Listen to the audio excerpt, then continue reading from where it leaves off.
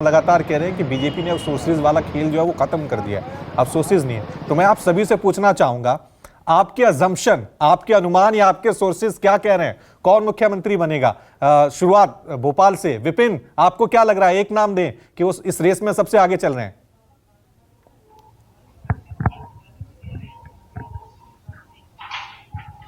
देखिए बिल्कुल रवि, देखिए नाम देना बड़ा कठिन है, लेकिन जिन नामों को अगर चर्चाएं चल रही हैं, जिन नामों को अगर साइड कर दिए जाए तो कुछ एक चेहरे ऐसे सामने आए हैं जिसमें महिला नेता हैं, जैसे रीति पाठक का नाम भी अभी आगे आया है, क्योंकि एक तो उनका नाम महिलाओं के तौर पर आगे रखा गया है, सांसद भी हैं या पहली बार यहाँ पर चुनाव भी लड़ा था उन्होंने विधायक का। दूसरा, चर्चाएं बहुत सारी, लेकिन मैं बहुत सारे नामों को अभी फिर से दोहराना नहीं चाहता, क्योंकि सारे के सारे रेस में सभी के सभी नेता, चाहे नरेंद्र सिंह तोमर, फिर भी कोई एक नाम, मैं कह रहा हूं, एक नाम बताइए जो आपको लग रहा है सबसे प्रबल दावेदार है। मुख्यमंत्री एक ना एक बार तो बनाया जाए। एक नाम रिद्धि पाठक, आप इस पे स्टैंड कर रहे हैं? देखिए, शिवराज सिंह चौहान के बाद दूसरा दावेदार मुझे लगता है कि प्रहलाद पटेल। ठीक है। आशीष, आपकी तरफ आपको क्या लग रहा है? एक नाम आपके परम्यूटेशन और कॉम्बिनेशन अजम्पशन क्या कह रहे हैं? एक नाम। देखिए, रमन सिंह के नाम को छोड़ दिया जाए तो मुझे लगता है कि जो अनुसूचित जनजाति का जो एक फैक्टर काम करता नजर आ सकता है राज्य के भीतर, क्योंकि ज्यादातर सीटें बीजेपी ने जीती हैं। 29 में से तकरीबन 23-24 सीटें बीजेपी के पाले आई हैं। तो ऐसे में मुझे लगता है कि विष्णुदेव साय एक प्रबल दावेदार के तौर पर रहेंगे, क्योंकि जानकारी ये कहती है कि रमन सिंह ने भी अपनी तरफ से हाईकमान को विष्णुदेव साय का नाम प्रपोज किया है। तो ऐसे में मेरी तरफ से जो एक प्राइमरी जो एक गट फीलिंग जो कहती है कि विष्णुदेव साय हो सकते हैं, हालांकि ओबीसी फैक्टर होता है तो अरुण साव भी एक दावेदार होंगे। मीना जी, आप क्या कह रहे हैं? राजस्थान की सियासत में किसके सिर मुख्यमंत्री का ताज सजेगा? पहले एक जरूरी बात, जो आपने सवाल पूछा था राजनाथ सिंह का राजस्थान आने से, मैं उसका जवाब देना ज्यादा जरूरी समझती हूँ। आपको याद होना चाहिए और पूरे देश और प्रदेश के लोगों को कि राजनाथ सिंह जब राष्ट्रीय अध्यक्ष थे उस वक्त भी वसुंधरा राजे के साथ उनकी बहुत जबरदस्त टसल हुई थी, मतभेद हुए थे और वो खबर राष्ट्रीय खबर बनी थी। ऐसे में राजनाथ सिंह अब यहाँ आकर अगर कोई फैसला लेते हैं तो उस जो घटनाक्रम है उसको भी भूला नहीं जाना चाहिए।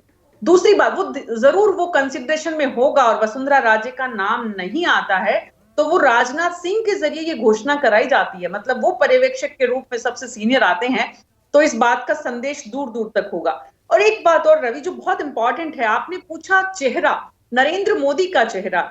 इस बात को हमें देखना होगा कि मोदी ने अपने आप को एक व्यक्ति के चेहरे से कहीं ज्यादा ऊपर राष्ट्रवाद और जो कहीं ना कहीं एक हिंदू राष्ट्र की जो कल्पना जिस तरह से लोगों के जहन में डाल दी है, तो उन्होंने खुद को व्यक्ति से ऊपर उठा लिया है। जहां तक लीडरशिप की बात है, पुराने क्षेत्रीय क्षत्रपों के लिए जगह नहीं है, लेकिन नई लीडरशिप तैयार जरूर हो रही है सब जगह। जैसे आप मध्य प्रदेश, छत्तीसगढ़ में भी देख रहे हैं, एक नहीं कई नाम है, वैसे ही राजस्थान में कई नाम है। तो जो कई नाम है उनमें ओम माथुर, डॉक्टर किरोड़ी मीणा, दिया कुमारी और सुनील बंसल का नाम भी अब लगातार पिछले कुछ घंटे से चर्चा में है।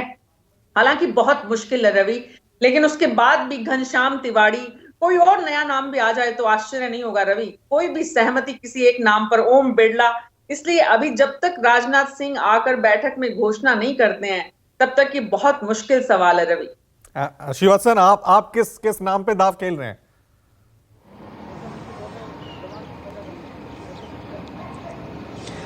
रवि, देखिए, पीएम नरेंद्र मोदी और अमित शाह की जोड़ी के आगे सभी कयास विफल रहते हैं, फिर भी मैं कोशिश करता हूं सुनील बंसल और अश्विनी वैष्णव पर।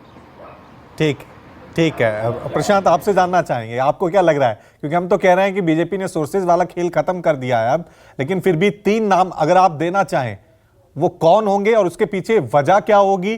क्या 2024 को लेकर उसमें मैसेज दिया जाएगा?